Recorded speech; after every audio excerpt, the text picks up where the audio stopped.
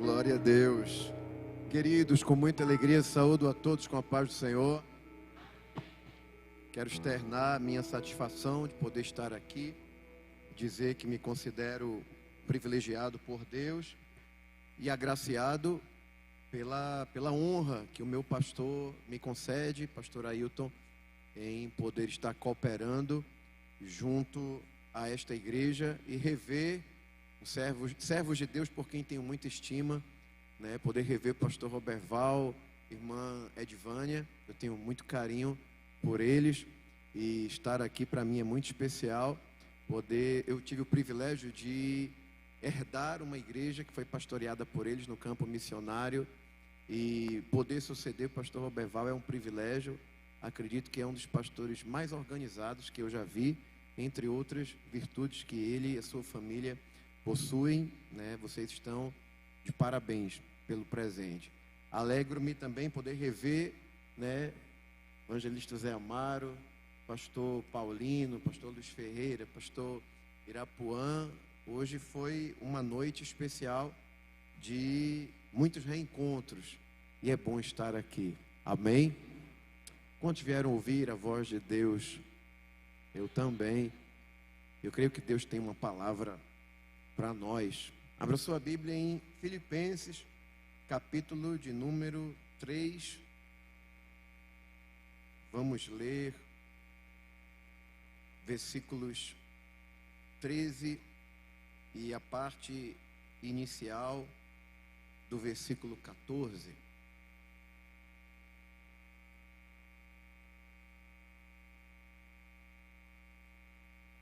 Filipenses capítulo 3, versículos 13 e 14 diz assim: Irmãos, quanto a mim, não julgo que o haja alcançado, mas uma coisa faço, e é que, esquecendo-me das coisas que atrás ficam e avançando para as que estão diante de mim, prossigo para o alvo. Até aqui. A carta de Paulo aos Filipenses foi escrita quando ele estava preso. Acredita-se que em Roma, e diferente de várias outras cartas, essa carta ela tem um propósito diferenciado. Isso porque a igreja em Filipos era uma igreja diferenciada.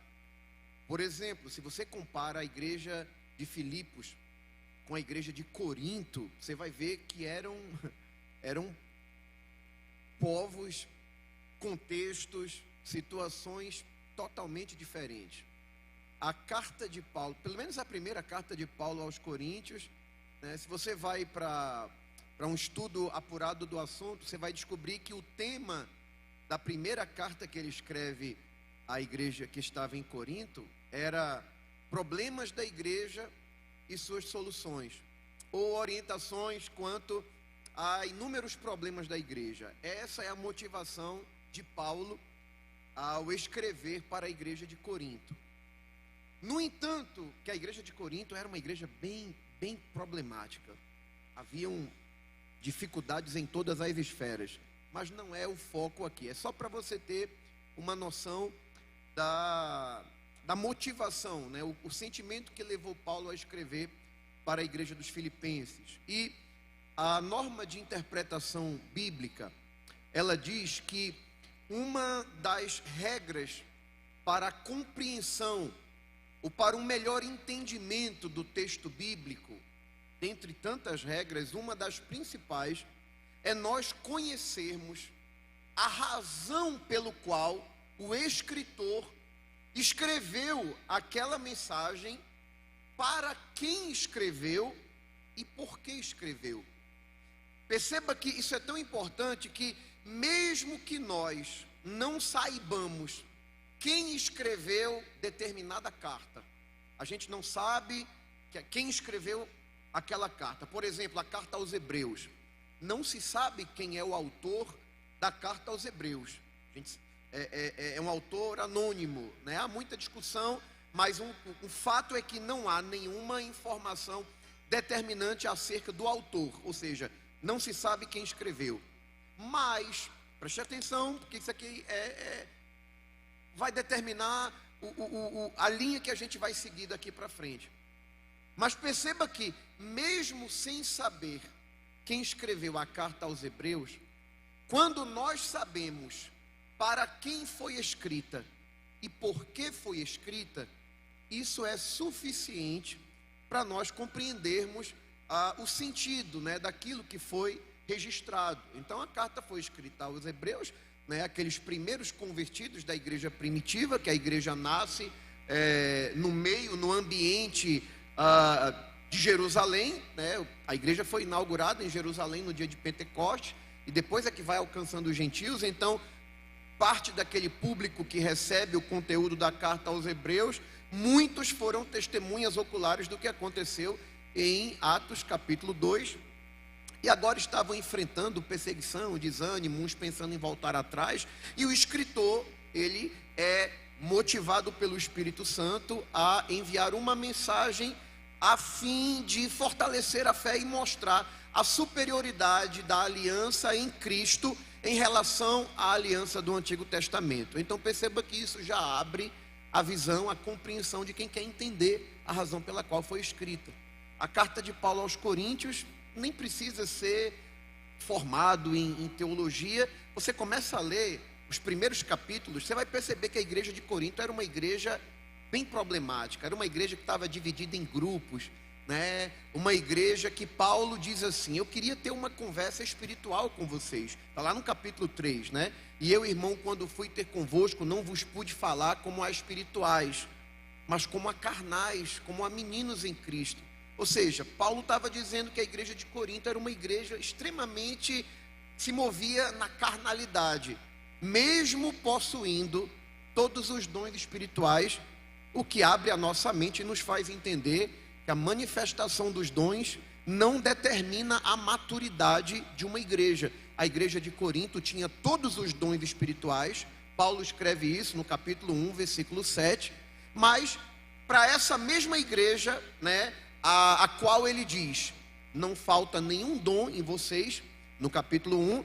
No capítulo 3 ele diz: não pude falar com vocês numa linguagem espiritual, porque vocês não são espirituais, vocês são carnais, vocês são meninos. Isso ele fala para a igreja de Corinto, muito problemática, dividida em grupos, tolerante com o pecado, tinha irmão colocando outro irmão na justiça, e uma série de outros problemas de desordem no culto.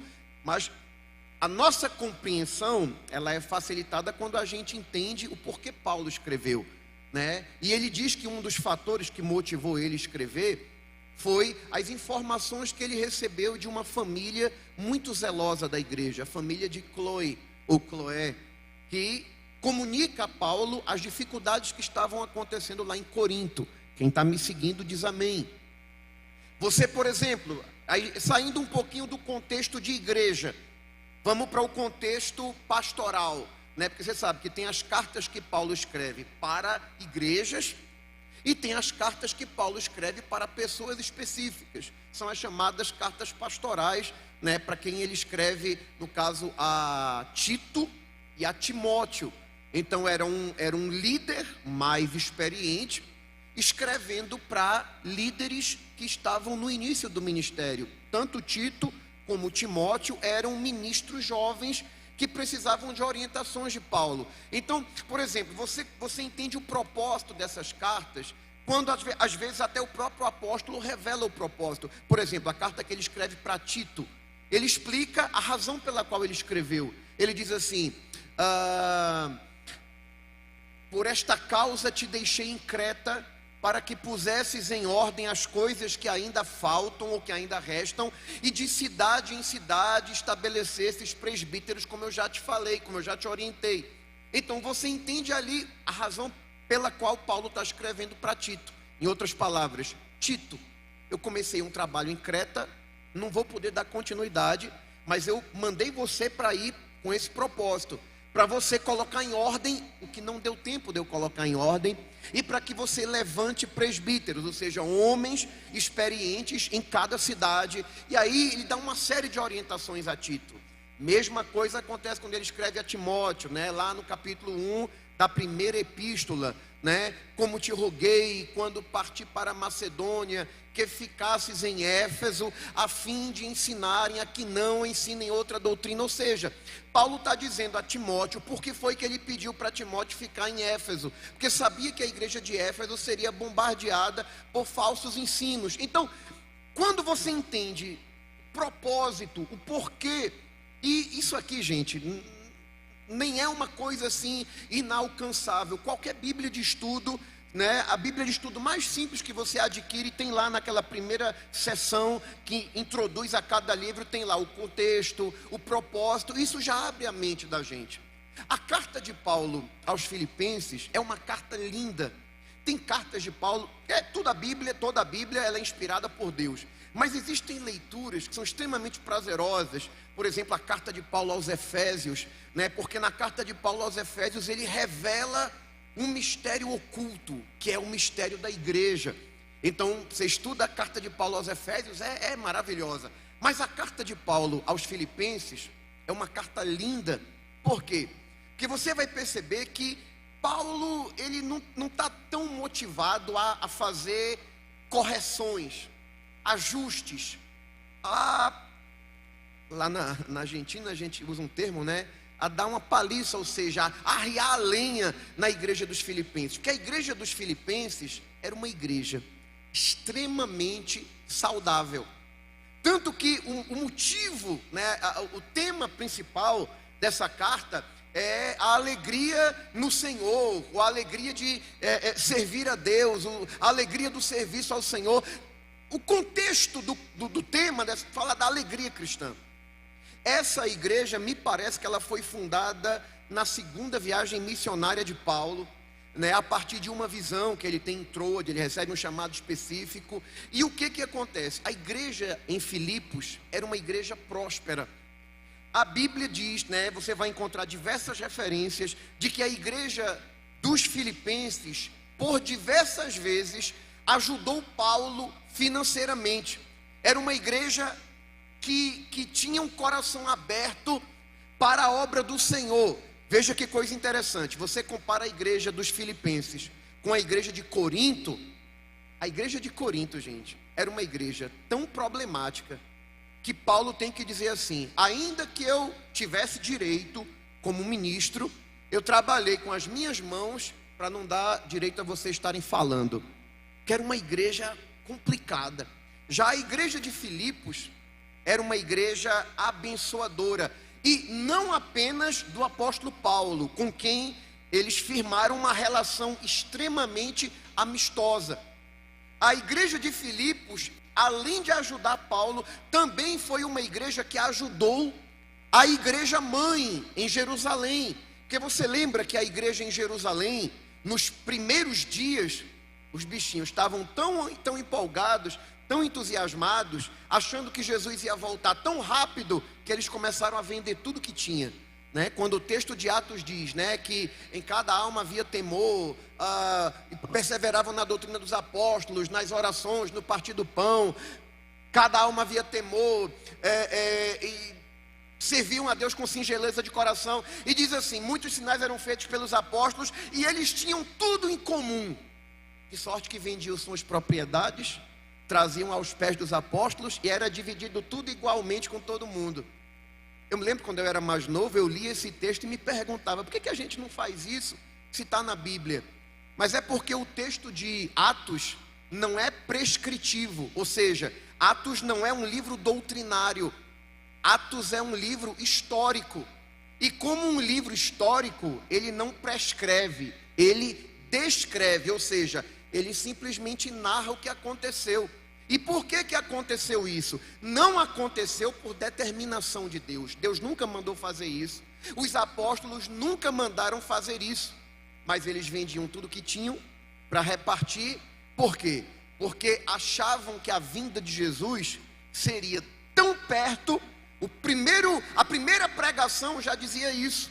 né, Pedro falou, o que vocês estão vendo aqui, né, no dia de Pentecostes, é aquilo que foi dito pelo profeta Joel. E há de ser que nos últimos dias, então, Atos dos Apóstolos já marca um período na história, né? Atos 2, com a descida do Espírito Santo, aquilo já inicia um período da história que indica que os últimos tempos já estavam acontecendo a partir daquele instante.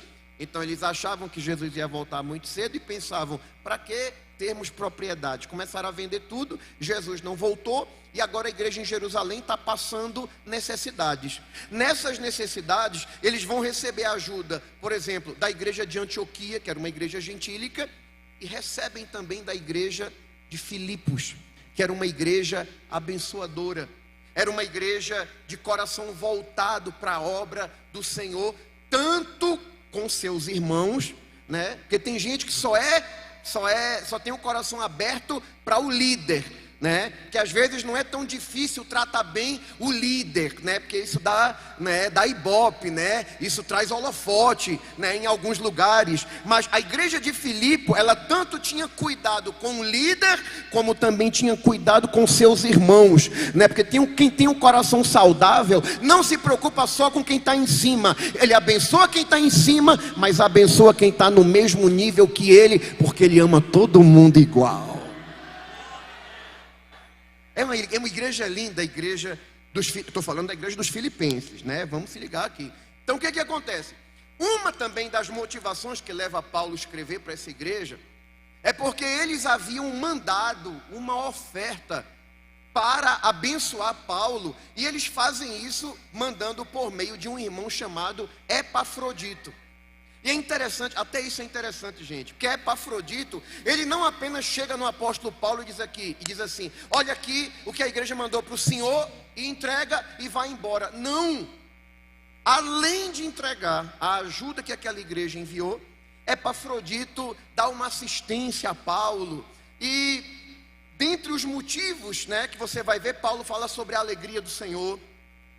Paulo, nessa epístola, ele agradece a igreja, dizendo, recebi o que vocês mandaram e vocês me abençoaram muito, né? Que eu tô enriquecido, farto por aquilo que vocês me mandaram. Maravilha. Ele vai dar uma orientaçãozinha assim, pontual, não é nem para a igreja, é para duas irmãs, Sintique e Evódia, eu acho. Sintique e Evódia, que eram duas irmãs que estavam tendo lá umas diferençazinhas, e Paulo vai dar uma orientação pontual para essas duas irmãs. E no demais, o que Paulo orienta a igreja de Filipos é a conservar. Ou seja, ele não escreve para corrigir, ele escreve para dizer, como quem está dizendo assim, vocês estão indo muito bem, mantenham assim, né, perseverem assim, continuem assim. Dá uma vacinada, um cuidado assim com relação ao perigo, né, de falsos mestres, mas no geral é uma carta que revela que Filipos, ou que a igreja em Filipos era uma igreja extremamente saudável.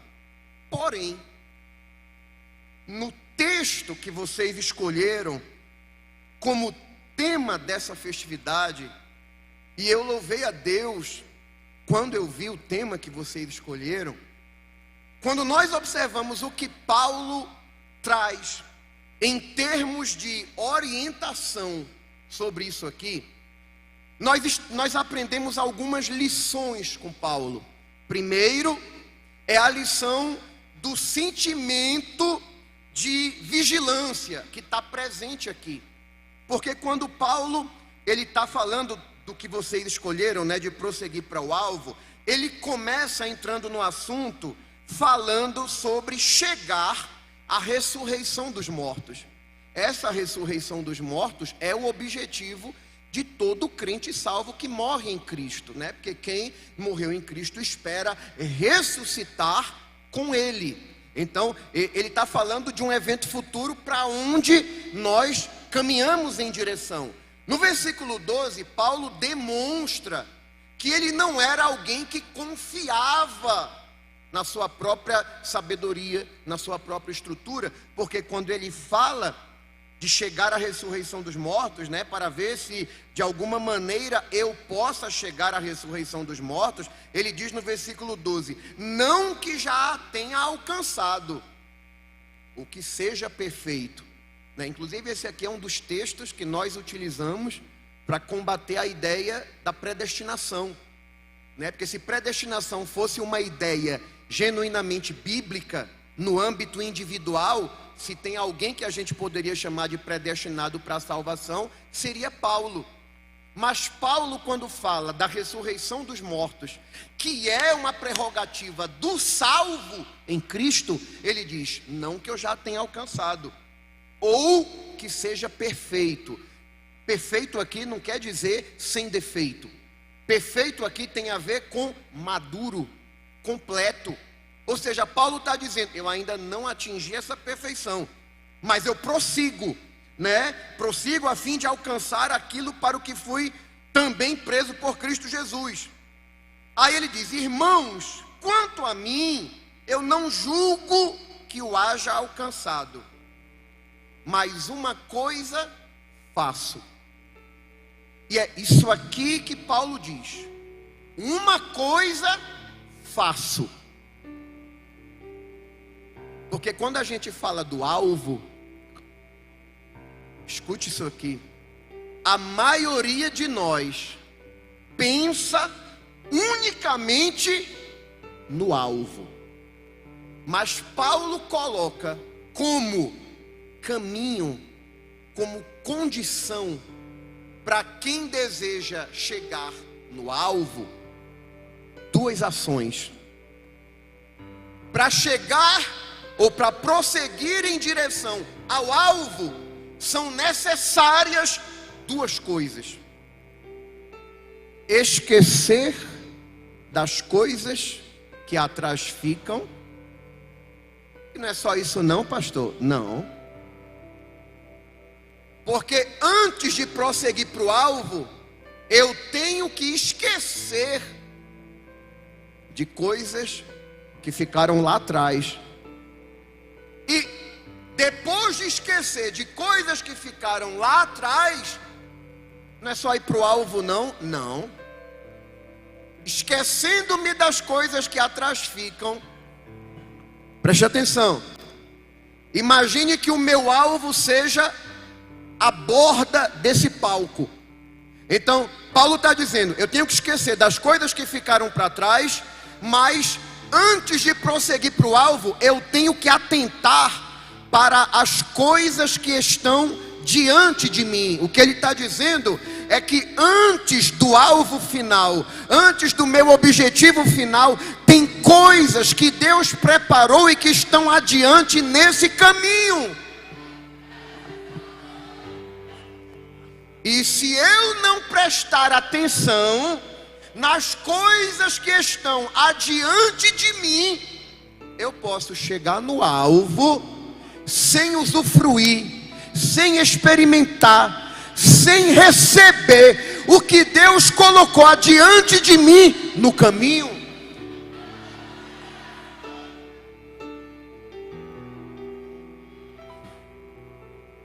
Deixa eu te falar uma coisa que Deus mexeu com o meu coração quando eu estava pensando no assunto que vocês me passaram.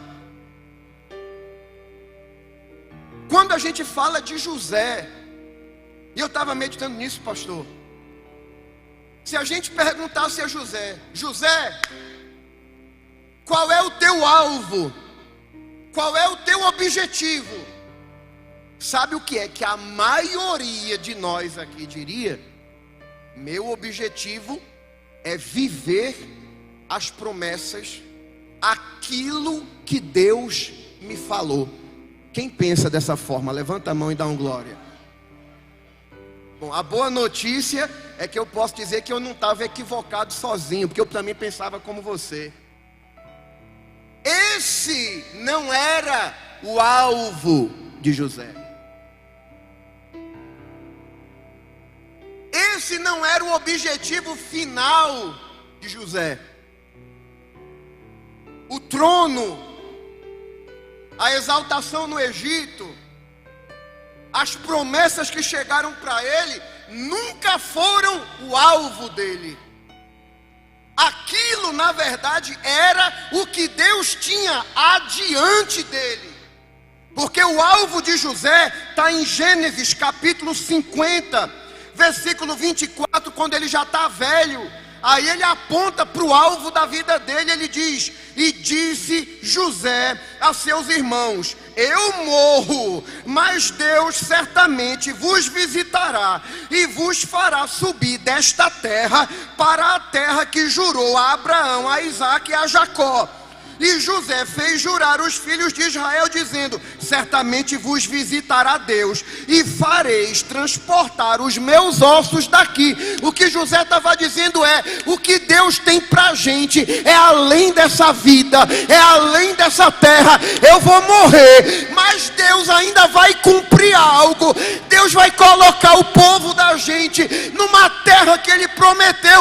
E quando isso acontecer, ainda que eu não esteja mais respirando, mas vocês vão pegar meus ossos daqui e vão transportar. Moisés lembrou disso, porque Moisés sabia que o alvo de José, a realização de José, não estava no trono, o glória de governador do Egito. Pastor, por que o senhor está falando isso? Ou o que é que isso tem a ver com a gente? Tem muita coisa a ver. Porque tem muito crente se realizando, não com o alvo, mas com aquilo que está adiante dele. Quer ver uma coisa interessante? Jesus uma vez chama os discípulos, dá orientações a eles, 70 dos discípulos, que ele não só tinha 12 não, né? Os 12 eram os mais próximos, mas ele tinha outros 70 para outro nível de relacionamento e outro nível de trabalho. Ele diz: a seara é grande, os obreiros são poucos. E depois disso ele dá orientações a esses 70 discípulos, manda eles de 2 em 2 para pregar nas cidades, sem levar alforje, sem levar bolsa, dá orientações: vocês vão saudar, e quem for digno de paz recebe paz, e quem não receber vocês sacode o pó da sandália, curem enfermos, expulsem demônios, anunciem. Os discípulos foram, voltaram felizes da vida, tudo empolgado. Jesus foi bom demais. A gente viveu coisa que a gente nunca imaginava. Provavelmente eles estavam dando relatório de quem foi curado, e chegaram entusiasmados dizendo: até os demônios se sujeitaram a nós. Como se isso fosse o ponto máximo da vida cristã. Apesar de eles terem cumprido a tarefa, Jesus fez uma correção. Ei, vocês estão se alegrando por causa disso? A alegria de vocês não deve ser por causa daquilo que vocês estão vivendo, naquilo que está diante do chamado de vocês. A alegria de vocês tem que estar no alvo final. Não se alegrem porque os demônios se sujeitaram a vocês. Alegrem-se porque o nome de vocês está escrito no livro da vida.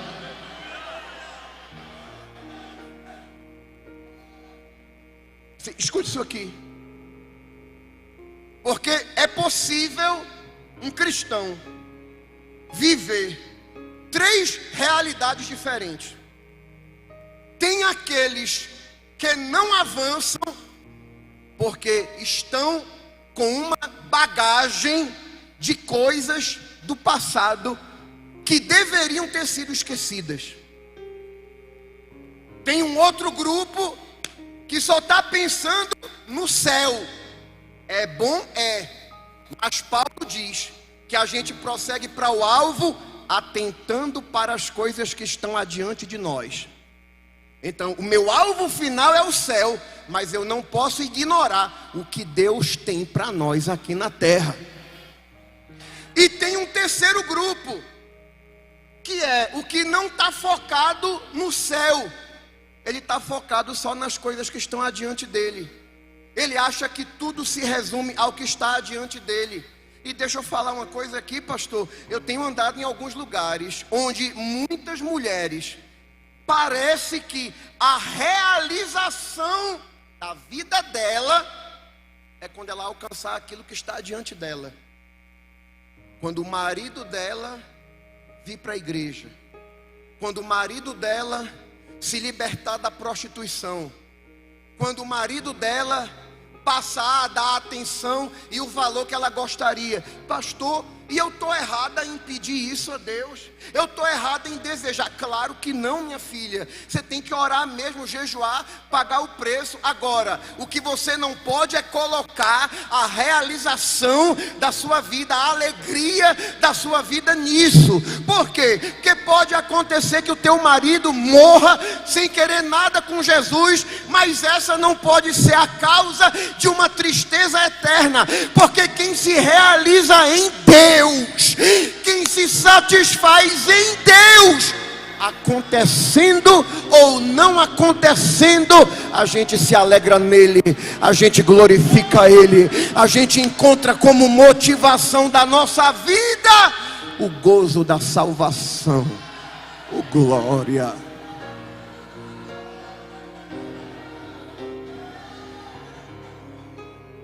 Quer ver um exemplo?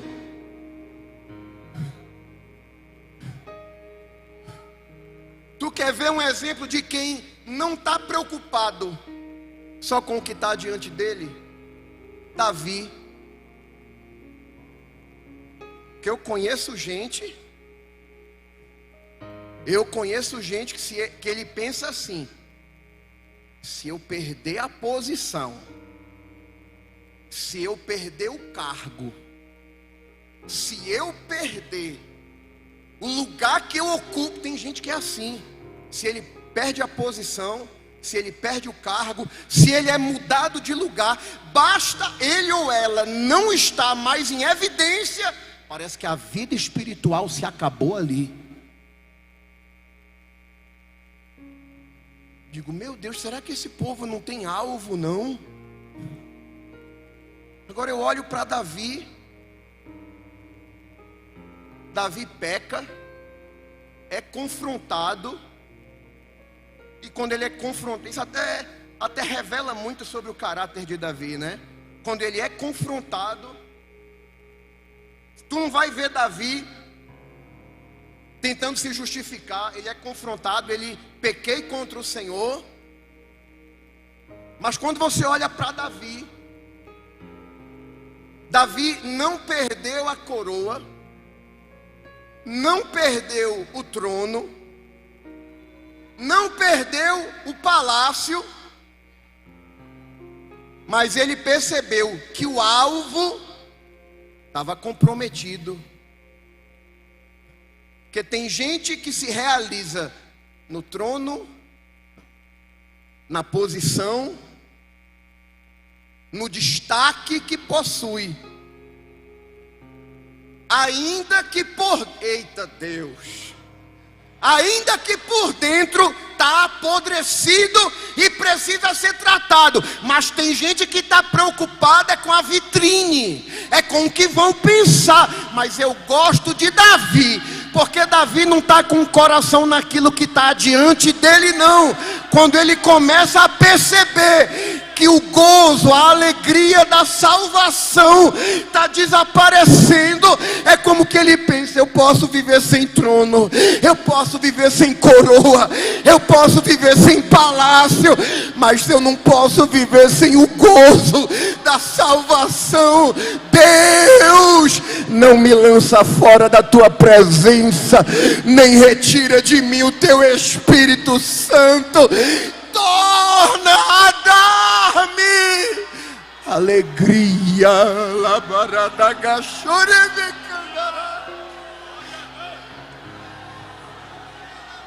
Mantio revantio sobre a larga.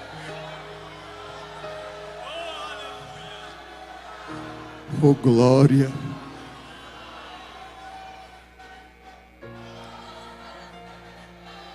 Escute isso aqui. Você Você já parou para perceber que os pecados de Davi foram muito mais escandalosos que os pecados de Saul? E por que Saul é rejeitado e Davi é restaurado? Porque Saul estava preocupado com o que estava diante dele, com o que ele tinha. Davi estava preocupado com o alvo. Glória.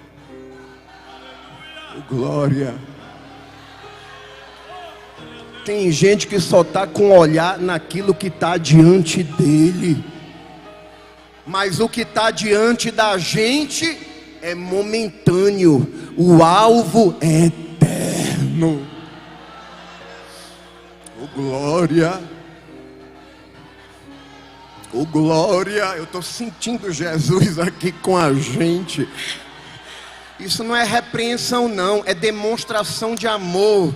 É Jesus trazer alguém aqui para dizer: eu quero passar a eternidade contigo, porque eu te amo e não aceito te perder.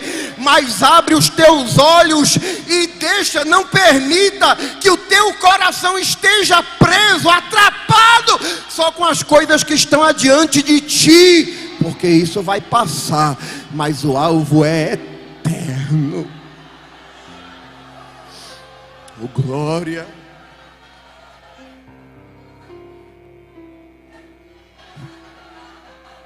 Então tem um grupo que só olha para o que está diante dele. Tem um grupo que só olha para o alvo. Mas peraí, tem o alvo, mas tem coisas que Deus colocou adiante de você.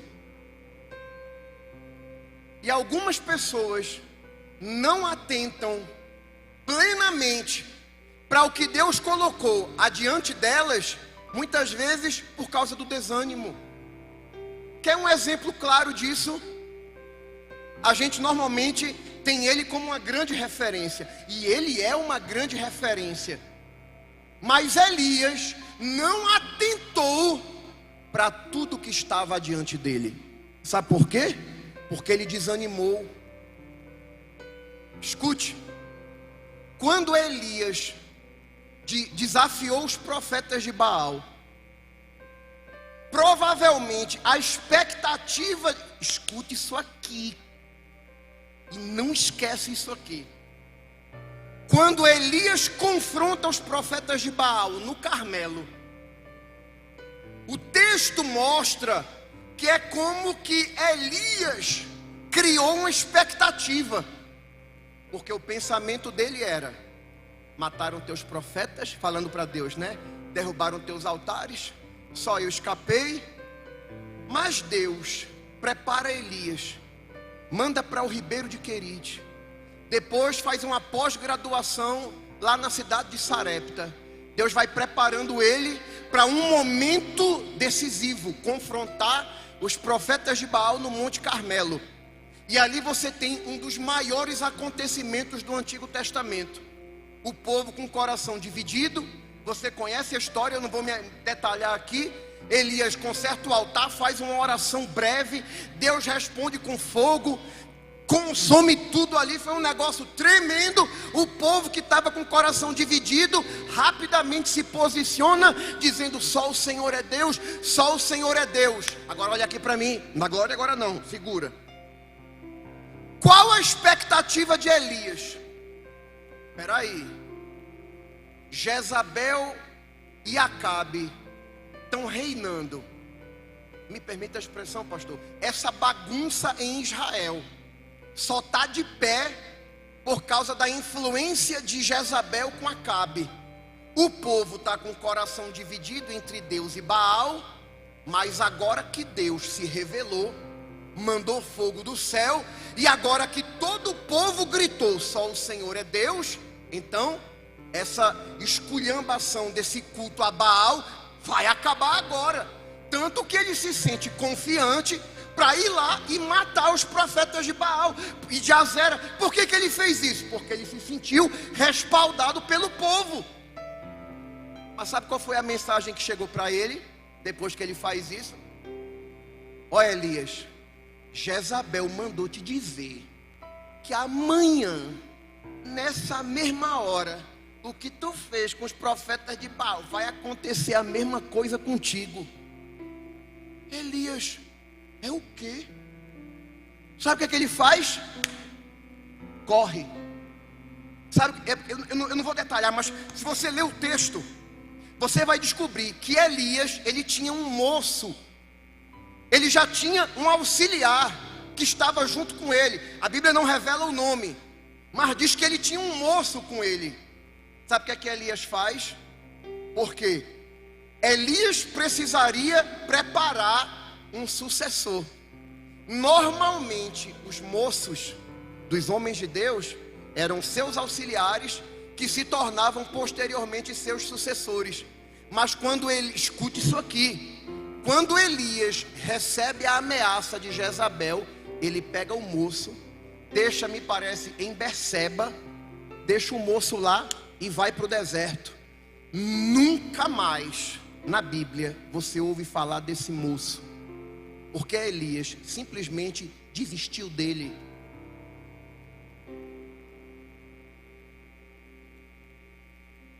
Ele avança e diz para Deus: já basta, Senhor, tira a minha vida, porque eu não sou melhor do que meus pais. Preste atenção nisso aqui. A referência de Elias era seus pais, ou seja, seus antepassados. Provavelmente ele está fazendo referência a Moisés. Só que quando ele diz não sou melhor do que meus pais, é porque Moisés, quando se depara com o problema do bezerro de ouro, Moisés chega e resolve a situação de forma até um pouco parecida no propósito, que ele diz assim: quem é do Senhor, passe para cá. O povo passa, primeiro os levitas, os pecadores são punidos, e o problema do bezerro de ouro foi resolvido naquele momento. Está me seguindo? Só que Elias confronta os profetas de Baal, mata os profetas de Baal e de Azera, mas Jezabel e Acabe continuam reinando e o ameaçando agora. É como que Elias se frustra, como quem diz: não consegui, não atingi o resultado que eu esperava, não sou melhor do que meus pais, não vale a pena viver. Escute, Deus deixa Elias dormir. Elias dorme, acorda com um anjo dizendo: Elias, levanta e come pão, bebe água, porque muito longo é o teu caminho. Deus manda um pão do céu e ele se alimenta. E a Bíblia diz, escute isso aqui, porque Elias é um exemplo de alguém que pode chegar no alvo, mas sem atentar para o que estava diante dele. A Bíblia diz que Deus visita Elias na sua fraqueza. Ele come pão, bebe água, com a força daquele alimento caminhou 40 dias e 40 noites, mas na direção errada. Ele entra numa caverna, ele vai para o fundo da caverna. Deus fala com ele como quem diz assim: o que é que tu fazes aqui, Elias? Ele repete a mesma informação: mataram teus profetas, derrubaram teus altares, só eu escapei. Deus diz assim: Elias, vai para a entrada da caverna. Deus se recusa a falar com ele no fundo da caverna, porque fundo de caverna não é lugar para quem Deus chamou, para quem Deus investiu. Saia do fundo da caverna e vá para a entrada, que eu vou falar com você lá. Agora preste atenção. Vem um vento, um fogo, um terremoto. Deus não está em nada daquilo, mas Deus chega numa voz mansa e delicada, dizendo: está fazendo o que aqui, Elias? Elias se justifica mais uma vez. Aí sabe o que é que Deus diz a Elias? volta pelo caminho que tu viesse,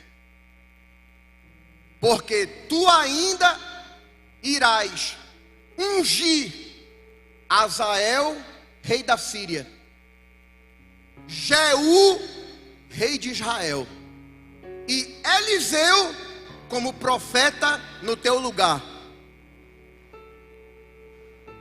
Sabe o que é que Deus disse para Elias? Eu ainda tenho 3 tarefas para você executar. Eu ainda tenho 3 funções para você cumprir. Vai ungir Azael, rei da Síria, vai ungir Jeú, rei de Israel, e vai ungir Eliseu, profeta, no teu lugar. Sabe o que é que Elias fez? Nem ungiu Azael, rei da Síria, nem ungiu Jeú, rei de Israel, porque isso só se cumpriu nos dias de Eliseu. Sabe o que é que ele fez? Ele pulou as 2 primeiras tarefas e foi logo atrás do sucessor dele. Sabe o que é que Elias estava dizendo? Em outras palavras, eu é que não vou cumprir essas tarefas, eu vou logo preparar o meu sucessor, porque o meu sucessor é que se encarregue de resolver isso aí que Deus mandou fazer. Por que o senhor pensa assim, pastor? Porque foi assim que aconteceu. Ele sai dali, encontra Eliseu, tira a capa dele, joga por cima de Eliseu. Esse gesto dizia: você vai ser meu sucessor, passe a me seguir. Ele prepara Eliseu, ele é arrebatado, e a unção de Azael e a unção de Jeú aconteceu nos dias de Eliseu. Sabe por quê? Porque o desânimo e a frustração de Elias fez com que ele pulasse tarefas que estavam adiante dele. Eu quero ir logo para o alvo, eu quero ir logo para o céu, eu quero terminar logo isso aqui. Escute isso, escute isso aqui. Ninguém está questionando o fato de que Elias é um grande homem de Deus, mas naquele dia, no dia das recompensas, do galardão, Elias vai ficar devendo 2 tarefas que ele deveria ter cumprido e não cumpriu. Deixa eu te falar uma coisa. Tem crente, pastor, que ele não comprometeu a salvação dele. Ele está pensando no alvo, mas um dia ele vai estar diante de Deus, e Deus vai cobrar por responsabilidades que Deus colocou diante dele, e ele simplesmente negligenciou, como quem diz: quem vier depois de mim que faça, a outra que vai me substituir que faça, eu quero é terminar logo esse trabalho. Ei! Não é aqui que o teu trabalho e o meu trabalho termina, não. A palavra de Deus diz: tudo que te vier à mão para fazer, faze conforme as tuas forças. Tem vida aí? Tem fôlego aí? Ah, mas eu já estou com a cabeça branca. Mas tu não está respirando? Teu pastor não está confiando em ti? A esposa do pastor não está dizendo que precisa de ti? A última palavra é do céu. Tu não pode pensar só no alvo e esquecer do que está diante de ti.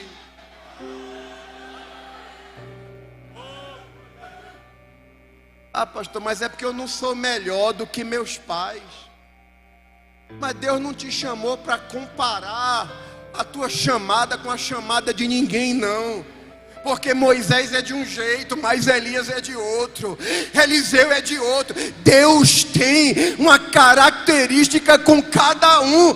Para de te comparar com outro, porque Deus te fez única, e o que Deus determinou para que seja feito através das tuas mãos tem que ser tu, mulher.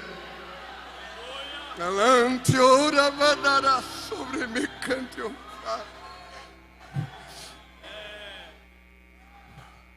Se é Elias, pastores,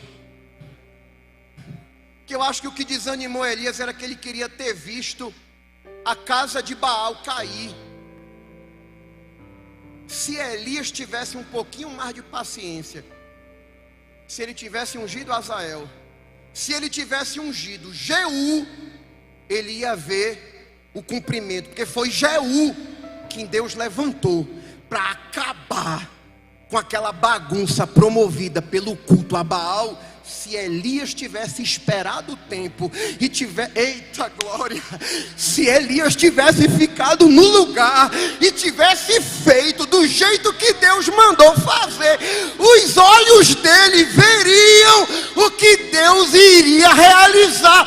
Tem gente frustrada porque não viu o que esperava ver, mas a culpa não é de Deus, a culpa foi tua, que entregou e negligenciou o que o céu te mandou fazer. Mas aproveita que a carruagem ainda não chegou para te buscar, volta pelo teu caminho e cumpre o teu trabalho completo. Não te hoje é uma noite tão especial, pastor. Hoje é noite de Deus tratar com crente aqui.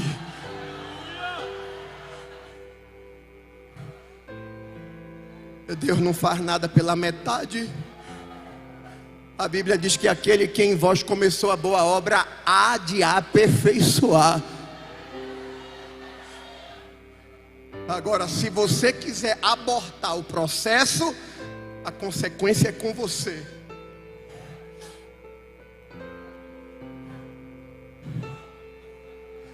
Tem que prosseguir para o alvo. Tem que prosseguir para o alvo. Se é até a morte, a gente vai até a morte. E se não é até a morte, a gente vai até o arrebatamento. Agora, quando o arrebatamento acontecer, eu quero poder dizer: combati o bom combate, não corri da parada, não arriei as armas, não desisti. Eu combati o bom combate, acabei a carreira, eu fui até o fim e eu guardei a fé. Estou só esperando Ele me chamar. Levanta a tua mão, crente. Não te dou varalareio sobre mim triunfar. Não te odoralare que me nevastia. Tem que ser completo. E para terminar, pastor, tem um terceiro grupo que esse para mim é o mais complicado. Porque Elias não atentou para o que estava diante dele, mas prosseguiu para o alvo. Pelo menos chegou no céu. Mas tem um grupo que ele nem atenta para o que está diante dele e nem chega no alvo. Sabe por quê? Porque ele caminha olhando sempre para o retrovisor. A visão dele está sempre lá atrás, está sempre no passado, está sempre nas coisas que aconteceram. E quem anda olhando para o retrovisor não tem como avançar. Escute, escute isso aqui.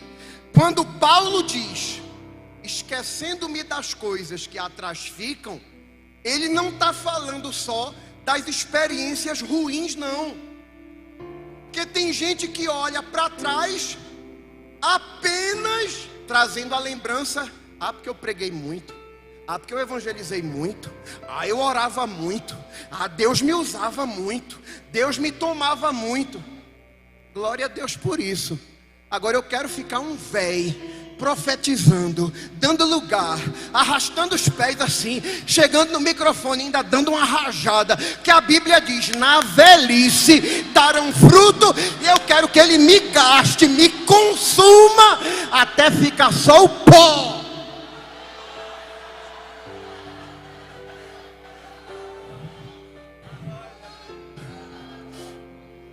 Aí tem outros,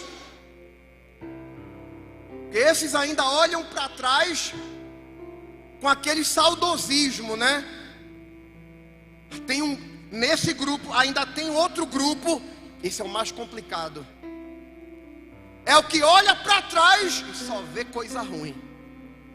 só vê experiência ruim, só sabe se vitimizar pelas coisas ruins que aconteceram no passado. Ah, pastor, o senhor fala como se o senhor não tivesse coração, como se o senhor fosse um homem insensível. Não, minha flor, eu estou falando como um homem bíblico. Porque se a gente pega pessoas na Bíblia que tiveram experiências ruins como justificativa para não avançar, José nunca avançaria. Perdeu a mãe na infância, tratado mal pelos irmãos, vendido pelos irmãos. E diga-se de passagem, ele foi vendido, né? Porque um dos irmãos disse assim: matar, não vai ganhar nada matando, porque o propósito inicial era matar. Aí a gente vai ganhar nada matando, vamos vender que pelo menos a gente tira um trocado, tira um lucro. Ele vai parar no mercado de escravos no Egito. Ei, uma das situações mais degradantes para um ser humano naquele tempo era ser comercializado como escravo. Só o fato de estar no mercado de escravos já era algo aterrorizante, porque eles ficavam preocupados com o futuro deles, porque dependendo de quem comprasse o escravo, gente, o dono do escravo, ele tinha o escravo como um objeto, como uma propriedade. Ele faria o que ele quisesse. Se ele quisesse só espancar, se ele quisesse explorar sexualmente, se ele quisesse humilhar, ele faria o que ele quisesse. Agora imagina o sentimento de apreensão de quem está no mercado de escravos. Detalhe é que Deus está em silêncio. Outro detalhe é que José era um adolescente. Ele tinha tudo para ser um rapaz traumatizado, cheio de sequelas emocionais. Mas por que é que José se torna um jovem saudável emocionalmente e espiritualmente? Por causa do olhar de José. José não olha para trás como quem diz: olha o que fizeram comigo, olha o quanto me machucaram, olha o quanto me feriram. Porque, gente, deixa eu falar uma coisa: apesar de Deus entender a nossa história, Ele não aceita as nossas justificativas em decorrência da nossa história. Porque Gideão queria correr do chamado que estava adiante dele, usando o seu histórico familiar. A minha família é a mais pobre, eu sou o menor da casa do meu pai. Ele está pegando experiências passadas para não assumir uma responsabilidade. Mas Deus não está olhando como tu está olhando, Gideão. Gideão está olhando um passado de uma família pobre e alguém sem relevância dentro da sua família. Deus não está preocupado em como a tua família te vê. Deus está te chamando a se enxergar como Ele te vê. Por isso que a Bíblia diz: o Senhor olhou para ele. Porque Deus olha diferente da maneira como a gente olha.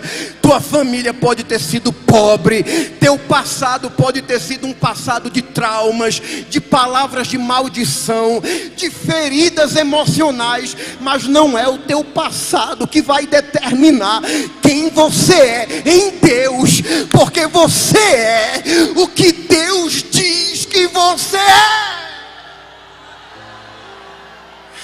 E Deus diz para o rapaz de família pobre, para o menor na casa do pai dele: vai nessa tua força, porque para mim tu é valoroso.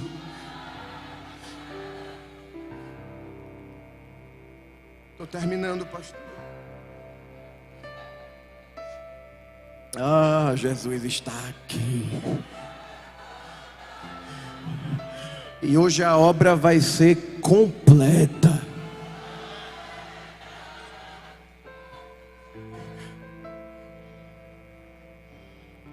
Quem diria que Mefibosete chegaria onde chegou? Marcado por traumas, por perdas emocionais, espirituais e físicas. Porque, escute, estou terminando.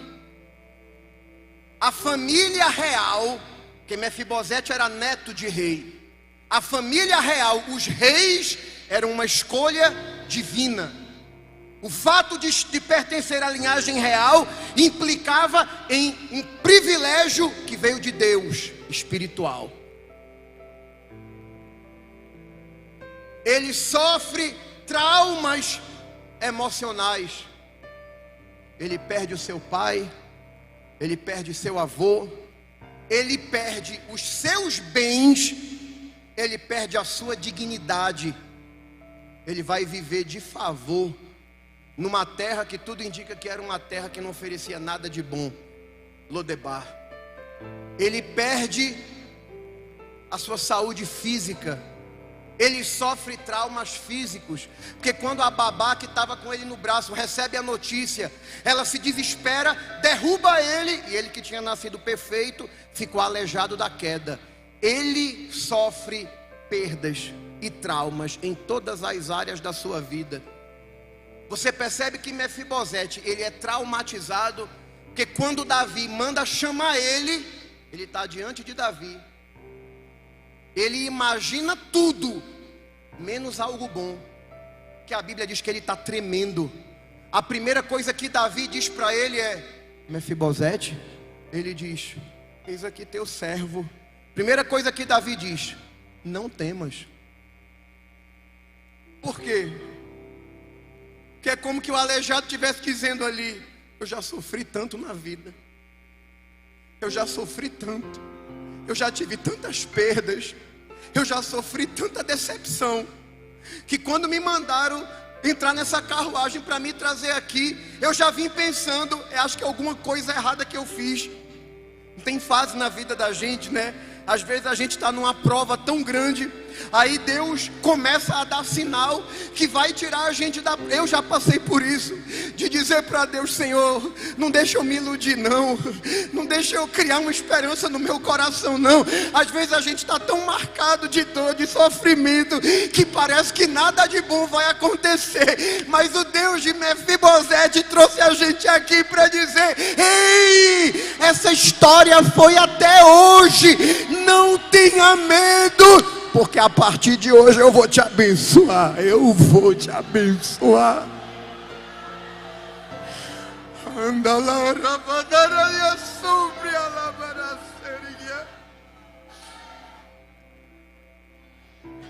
Eu tenho que parar de olhar para trás, porque daqui para frente é uma história nova.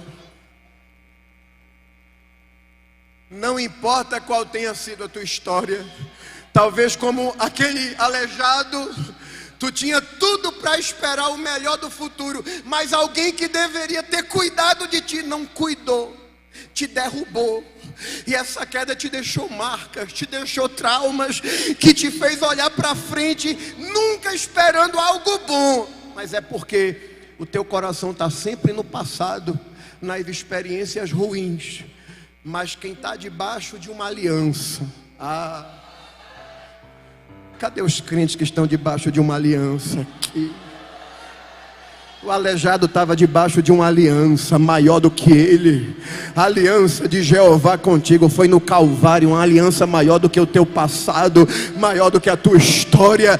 Tudo que ele precisava fazer era te alcançar, mas tu precisa parar de olhar para trás, porque ele prometeu que vai te abençoar, vai restituir tudo que o inimigo te tomou, vai vai voltar para a tua mão. E olha para frente, Mefibosete, que agora a tua visão não tem que estar no passado, tem que estar no que está diante de ti. A partir de hoje tu vai comer pão na minha mesa continuamente. É um amanhã novo, é uma história nova. Eu vou dar uma volta assim no teu passado, para tu parar de olhar para trás. Tu vai esquecer tanto esse saudosismo, como também vai esquecer as coisas ruins que te feriram, e vai olhar para frente, porque até tu chegar no alvo tem uma história nova de Deus, com eita glória, com surpresas e novidades que Ele tem para ti ao longo do caminho. Só quem crê nisso. Se não crê não tem problema, mas se tu está crendo como eu estou crendo, crente, levanta a tua mão, abre a boca e libera uma glória nessa noite.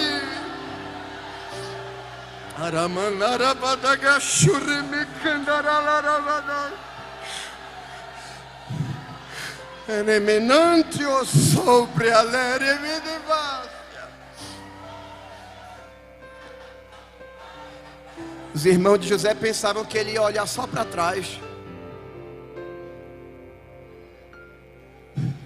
mas quando nasceu o primeiro filho de José, ele deixa claro o que é olhar para frente. Quando nasce Manassés, ele coloca esse nome, que significa Deus me fez esquecer. Deus te fez esquecer.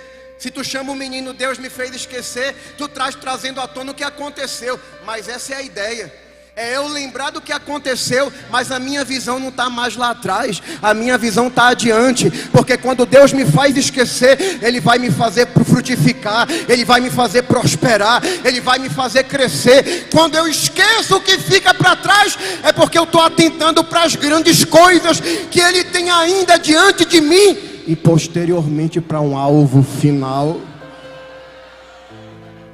Fica de pé, com a permissão do meu amigo pastor, em nome de Jesus, fica de pé.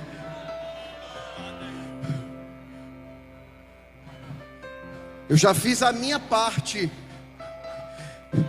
que foi entregar o recado de Deus aqui nessa noite. E esse momento agora é com o amigo Espírito Santo. É Ele quem vai aplicar a obra completa, a mensagem completa. Nessa noite, o psicólogo por excelência, oh glória, aquele que conhece as profundezas de Deus e conhece as profundezas do homem, o Espírito Santo está convidando crentes aqui a visitar o teu passado, dores antigas. Eu sei que vai doer, mas nessa noite Deus abre o baú das tuas emoções, e Ele vai vasculhando naquele monte de tranqueira. Ele vai naquela recordação, naquela lembrança que te traz dor, que desperta gatilhos emocionais, que faz com que tu trave, tu não queira avançar, tu escondas e reprimas tuas emoções. Mas nesta noite Deus vai visitar uma ferida antiga, e Ele desce com o bálsamo de Gileade e está dizendo para alguém aqui: não vos lembreis das coisas passadas, nem considereis as antigas. Palavras de maldição foram proferidas, feridas de rejeição te machucaram, desprezos, abandonos. Quem devia ter cuidado não cuidou, te expôs a situações que te machucaram. Mas o Deus de Mefibosete, o Deus de José, o Deus de Gideão, visita tua alma, visita os teus sentimentos, abraça a tua alma nesta noite.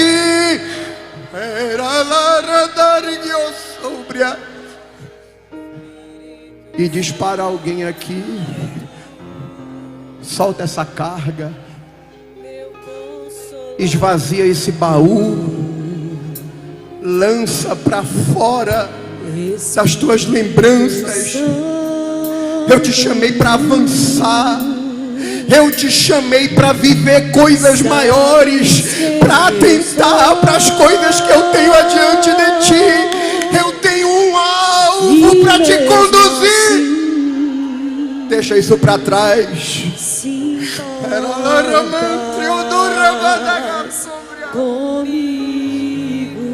Nessa noite, tu vai deixar para trás bagagens que não te pertencem.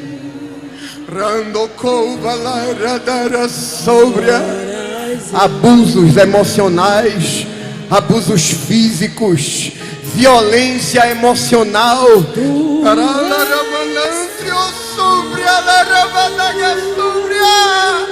Coisas que tu nunca pudesses compartilhar com ninguém. Deus te visita nesta noite e diz: eu sou teu amigo, eu te entendo, eu entendo as tuas dores, eu te trouxe aqui para te tratar, porque eu te amo. Eu sou teu psicólogo, eu sou teu psiquiatra.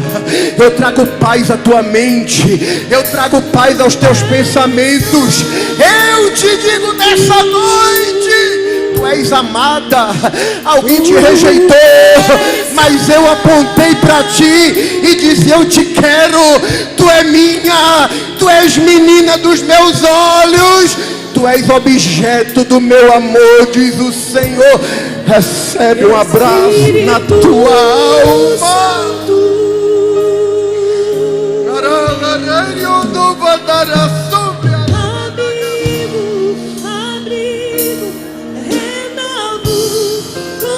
Esquece o que ficou para trás.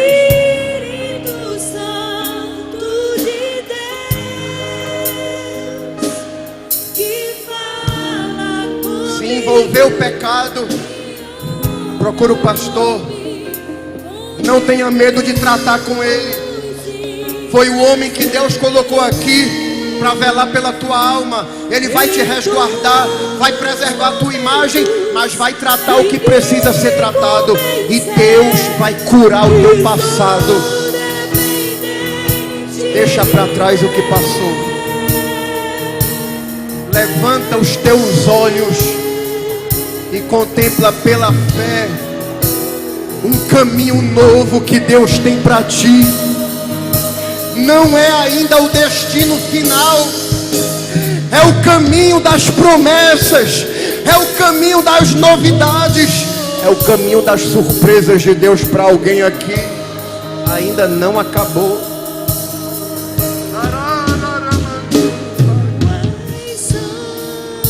Ainda não acabou. Se tiver alguém não crente entre nós que deseja aceitar a Jesus, venha. E se você veio aqui nessa noite, oh glória,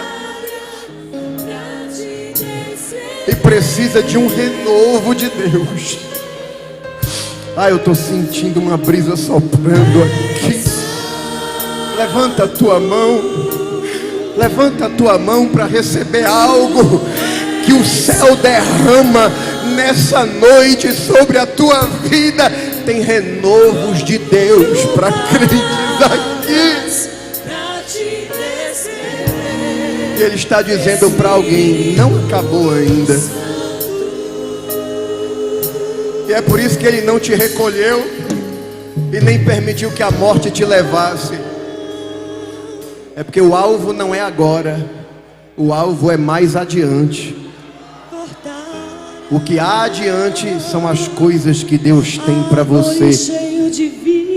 Só se você aceita que Deus não impõe desrespeitando a vontade de ninguém, Mas quem está disposto a aceitar o que Deus tem adiante de sua vida, levante a mão e receba o que o céu ministra sobre a tua vida. Quem tem glória, abre a boca para dar glória. Quem tem aleluia, abre a boca para dar aleluia.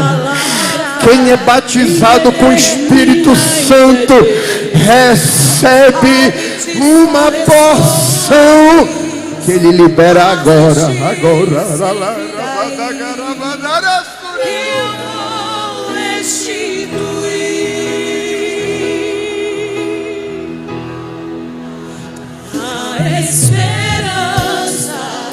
Se você quer mais de Deus, vem à frente. Se você deseja mais de Deus, vem à frente. Há uma porção reservada para alguém aqui.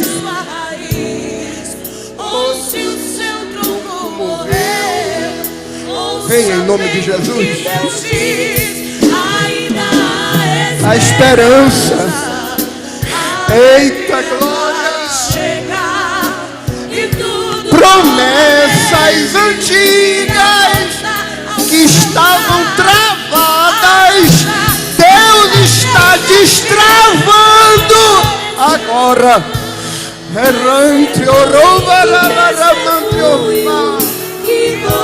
Ele está dizendo para alguém aqui: eu te dou uma segunda oportunidade.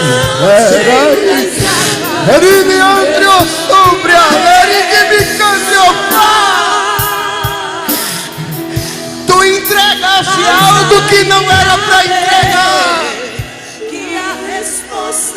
E eu cobrei. Mas eu digo a alguém nesta noite aqui: eu sou misericórdia. Eu sou segunda chance para alguém.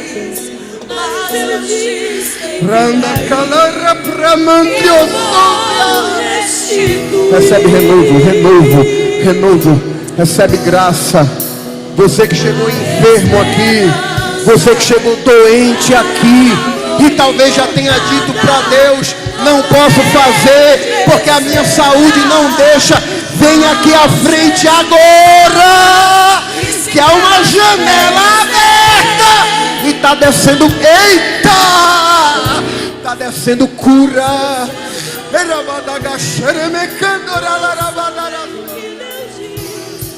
Cura, Jesus. Coluna, fígado, diabetes, artrite, artrose.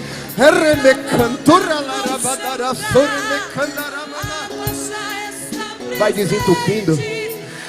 desentupindo a artéria, vai dissolvendo mioma, ovário, ovário policístico, seja curado agora.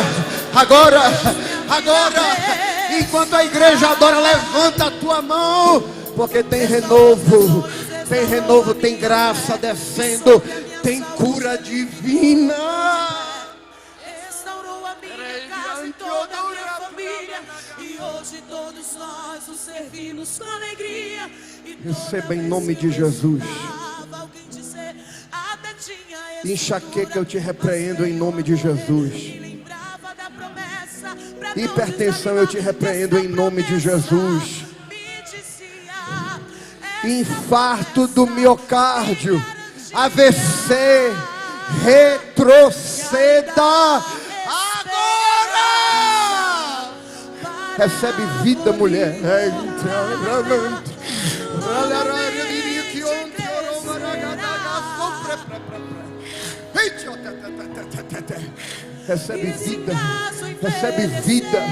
Recebe vida nos teus ossos, recebe vida nos teus tendões, recebe vida nos teus nervos, nervo ciático. Desinflame em nome de Jesus, em nome de Jesus. O passado tu esquece. Para ao alvo tu prossegue, atentando para o que Deus colocou diante de ti. Deus abençoe, pastor.